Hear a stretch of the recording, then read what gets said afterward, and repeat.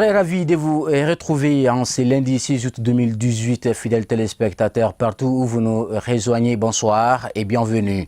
Le collectif des Ansars en milieu scolaire et universitaire a rendu une visite de courtoisie au guide spirituel des Ansars. C'était le samedi 4 août 2018 au quartier Bankoni, Djanguiné-Bougou, dans la grande mosquée du guide. On fait le point avec Tata Touré et Baba Keïta. Les étudiants universitaires ont rendu une visite de courtoisie au guide spirituel des Ansars en vue de faire connaissance. Une rencontre familiale empreinte de convivialité qui a permis au guide de saluer les universitaires pour l'initiative de cette visite. Selon lui, les jeunes jouent un rôle prépondérant dans le développement de l'islam, notamment les jeunes étudiants universitaires. Nous sommes là d'abord dans le cadre d'une visite de courtoisie. Avant ça, d'abord, nous sommes le collectif des Ansars en milieu universitaire et scolaire. Nous avons organisé cette sortie de la faculté. Il y a plusieurs facultés qui font partie, à savoir la faculté de médecine, la faculté de l'ENI, École nationale des ingénieurs, et les facultés aussi qui sont au niveau de Badarabougou. Nous sommes venus et le matin d'abord, nous avons été d'abord au cimetière à Dounimana. Et au retour maintenant, nous sommes venus voir les guides vers 16h comme ça. À chaque activité, les étudiants nous demandent qu'il faut amener le guide. Nous aimerions vraiment voir les guides. L'objet de la visite, comme ils l'ont dit, n'est d'autre chose que de rendre hommage à notre guide par rapport à tout ce qu'il est en train de faire pour, non seulement pour le Mali, mais pour tout le monde entier. Vraiment, cette reconnaissance nous est vraiment allée droit au cœur et nous les remercions, nous les félicitons, nous les encourageons.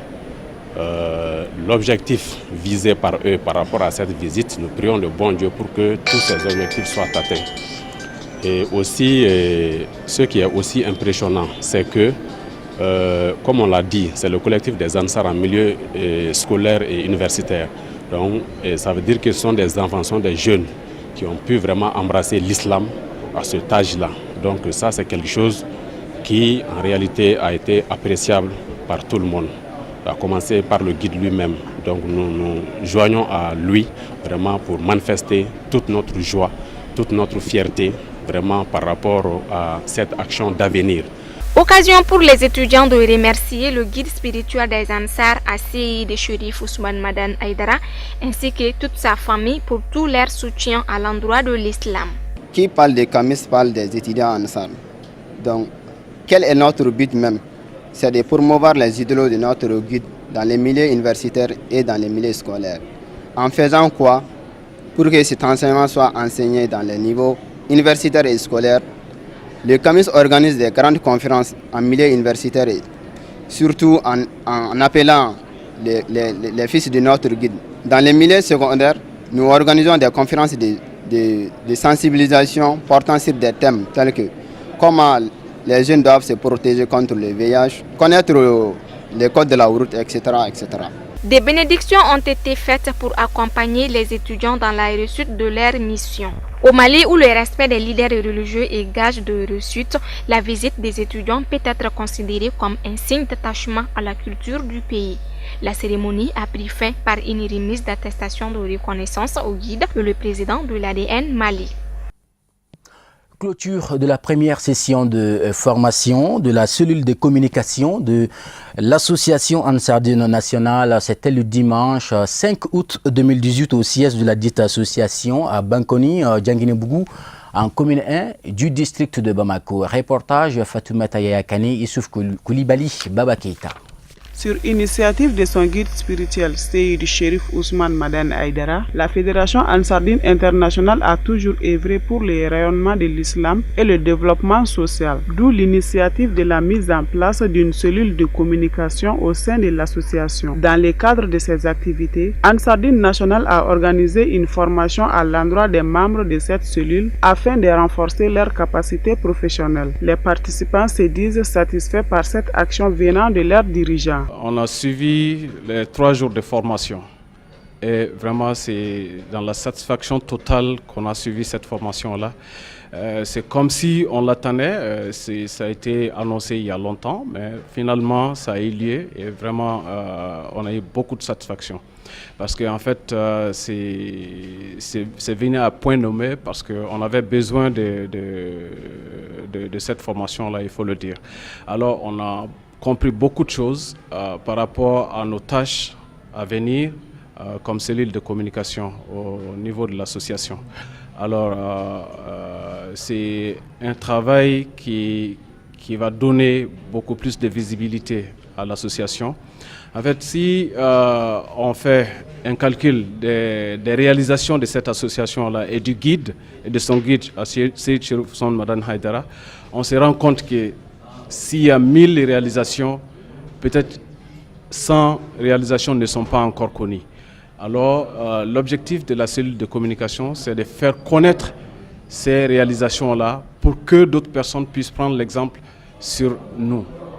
Parce que, en fait, si le guide avait été compris dès le départ, et si à présent le guide, si les gens parviennent à comprendre le guide dans ce pays-là, le pays sera carrément à l'aise. Donc, il est dans ce combat-là. Et il veut encore donner plus d'élan à ce combat à travers la cellule de communication. Et la FADI aussi veut donner plus d'élan à ce combat-là à travers la cellule de communication. C'est pourquoi nous sommes dans cette formation aujourd'hui. Cette première session de formation portait sur les techniques de la communication, permettant aux participants de connaître davantage les différents aspects du dit domaine selon le formateur, qui a ensuite lancé un appel à l'endroit des bénéficiaires pour la bonne pratique des notions apprises. La formation a porté sur les techniques de communication, les notions élémentaires en communication, pour permettre à la cellule de fonctionner et pour permettre à la cellule de faire convenablement son travail.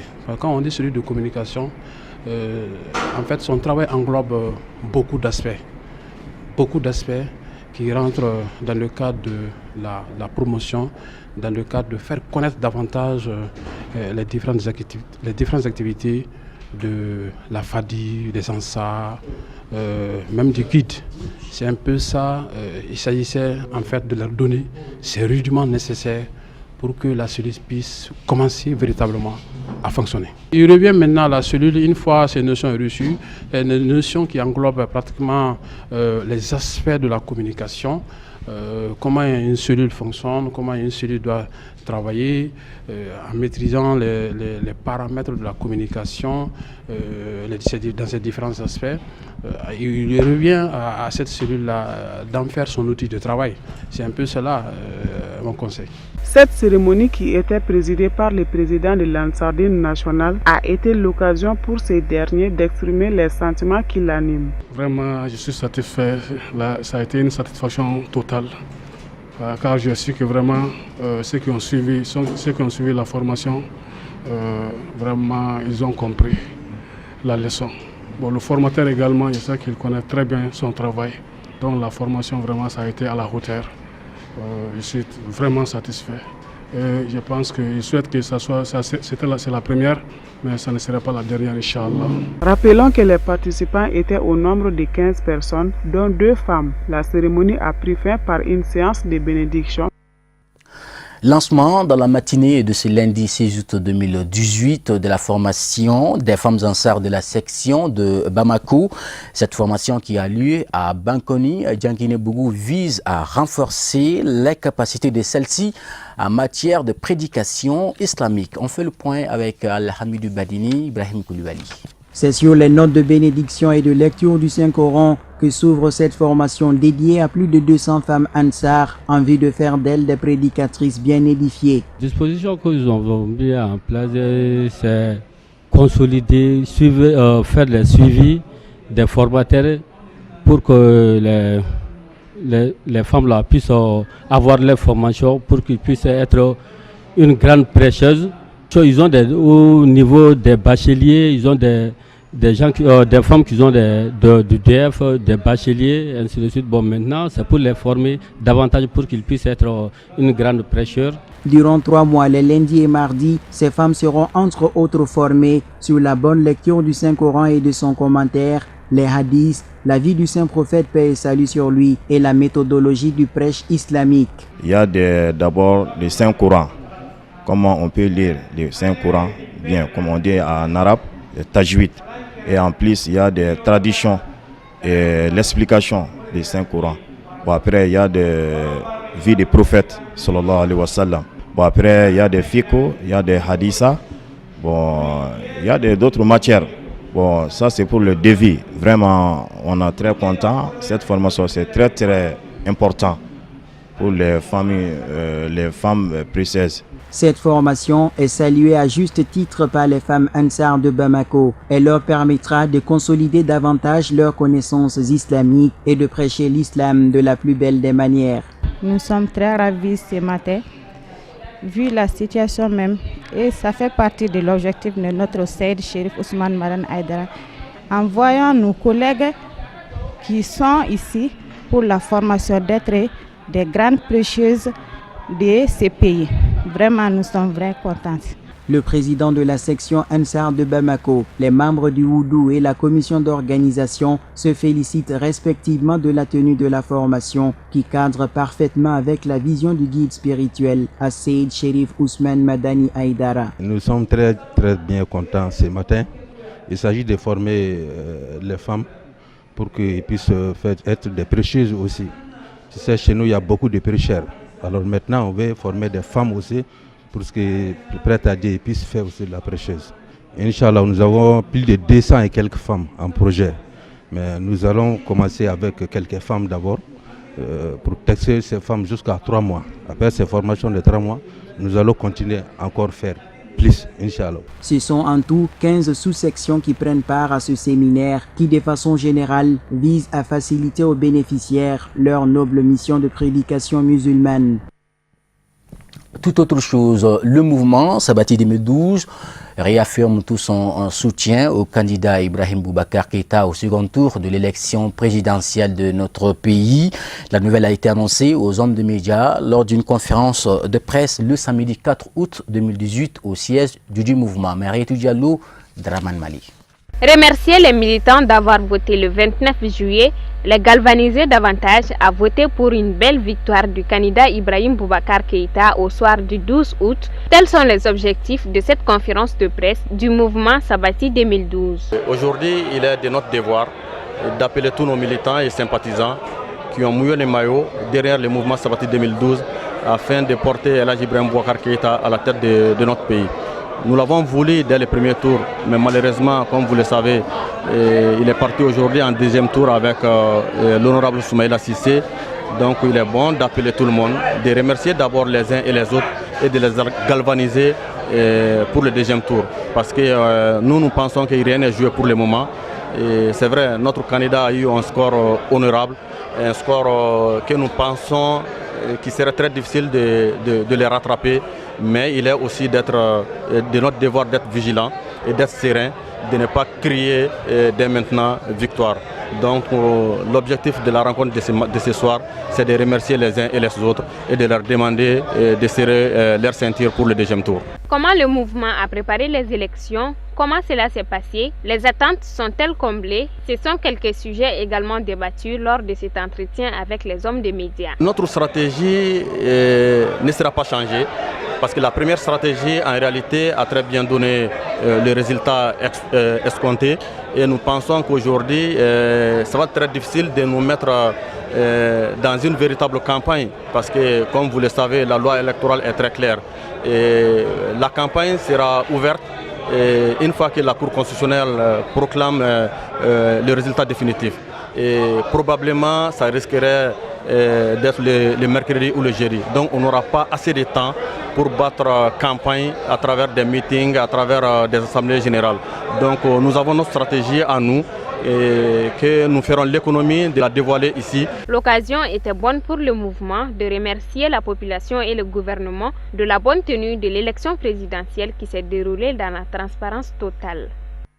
À présent, direction la première région administrative du Mali où la salle Massamakan Diabaté des Cailles a servi de cadre samedi dernier au lancement du séminaire national de formation islamique Senafi organisé par la Ligue islamique des élèves et étudiants du Mali, l'UEMA, Quelques 500 séminaristes prennent part à cette formation qui se déroule au lycée Imam Malik et Aminata Keita d'Ikaï. Nos envoyés spéciaux Al-Hamidou Badini, Ibrahim Koulibaly, commenté par Samaïra Sanogo.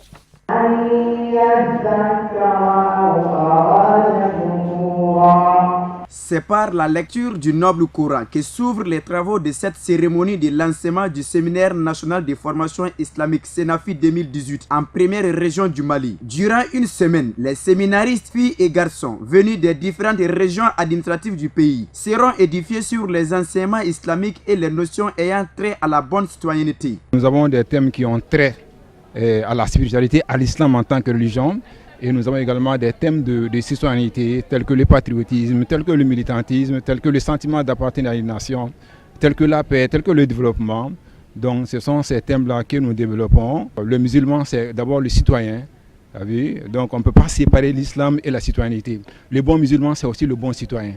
Une formation de qualité dont plusieurs élèves et étudiants ont bénéficié depuis la création de la LIEMA, comme le témoignent ces séminaristes. À chaque année que j'y participe, vraiment, machallah, je comprends de plus. C'est ce qui me motive, même que je suis à ma troisième participation. Et Inch'Allah, si Dieu me le permettra, je n'y manquerai d'aucune participation, car c'est une formation qui nous permet de rehausser notre foi islamique. Pour la réussite de cette 15e édition, placée sous le thème « Quel engagement de la jeunesse musulmane face aux défis actuels du pays ?» La direction d'organisation a mis en place plusieurs commissions allant de la formation à la restauration puis à la santé. Le tout couronné par la commission sécurité afin d'assurer un bon déroulement de la formation. On a mis en place 11 commissions. Donc pour l'organisation de ces séminaires. Ensuite, nous avons fait beaucoup de visites au niveau des CAI, bien avant le séminaire, pour alerter les autorités de la place, à savoir la police, la protection civile, ainsi de suite. Toutes les autorités compétentes dans le domaine de la sécurité ont été impliquées pour que le séminaire se passe dans les meilleures des conditions possibles. Pour le président du bureau exécutif national de la LIEMA, cette association scolastique à vocation culturelle et religieuse se fixe comme mission phare la promotion de l'unité et de la solidarité entre musulmans et la contribution au développement socio-culturel et économique du Mali. Dans le cadre de ce séminaire, la mission que la Ligue islamique des élèves et étudiants donne, il s'agit tout d'abord de former ces militants et les participants de ce séminaire et à leur donner une très bonne formation dans le cadre islamique, dans le cadre académique et dans le cadre également civil, ainsi de suite, afin que nous puissions être outillés et faire face aux défis auxquels notre pays est confronté. Et comme vous avez bel et bien entendu le thème central de ce séminaire, qui est quel engagement de la jeunesse musulmane face aux défis actuels de notre pays. Les autorités administratives de la première région ont salué à juste titre cette initiative juvénile qui se veut un espace de brassage, de culture, de fraternité et de la paix, et surtout un cadre de la promotion des grandes vertus patriotiques. Les autorités administratives et politiques de la région se réjouissent du choix porté sur CAI et félicite la Ligue islamique des élèves et étudiants du Mali du thème retenu pour cette édition qui n'est pas fortuit. Un thème portant sur un sujet d'intérêt national et international visant à sensibiliser, à conscientiser les jeunes sur l'insécurité et l'extrémisme violent. C'est pourquoi nous demeurons convaincus et rassurés qu'avec des rencontres de ce genre, la jeunesse va être engagée à jouer sa partition. Des cantiques sur l'islam de façon générale et la LIEMA en particulier ont également été l'un des temps forts de cette cérémonie inaugurale. Présent transition toute trouvée pour aborder l'actualité sur la scène internationale, en bref et en images, brossé par Hamadou Djara.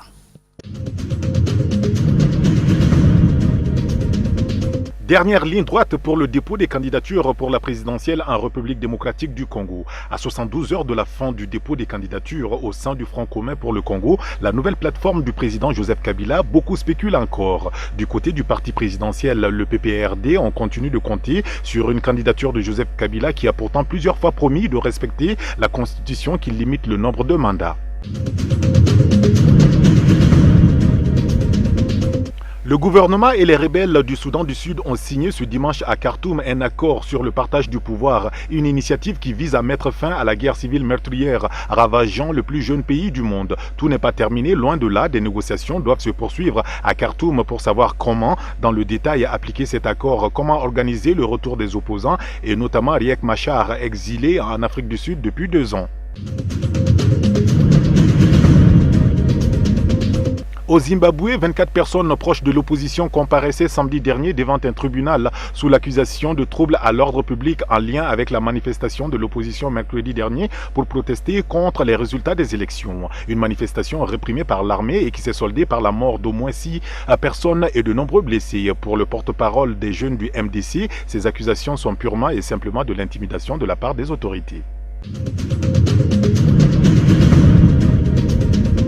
À Madagascar, le dépôt du dossier des candidatures auprès de la Haute Cour constitutionnelle pour l'élection présidentielle a commencé mercredi 1er août. Les déclarations d'intention permettent pour l'instant d'identifier une quarantaine de candidatures. En 2013, sur une cinquantaine de dossiers, 33 candidats avaient été admis à participer au premier tour. Il faudra cependant attendre le verdict de la Haute Cour constitutionnelle prévu le 21 août prochain pour connaître la liste définitive des candidats autorisés à participer.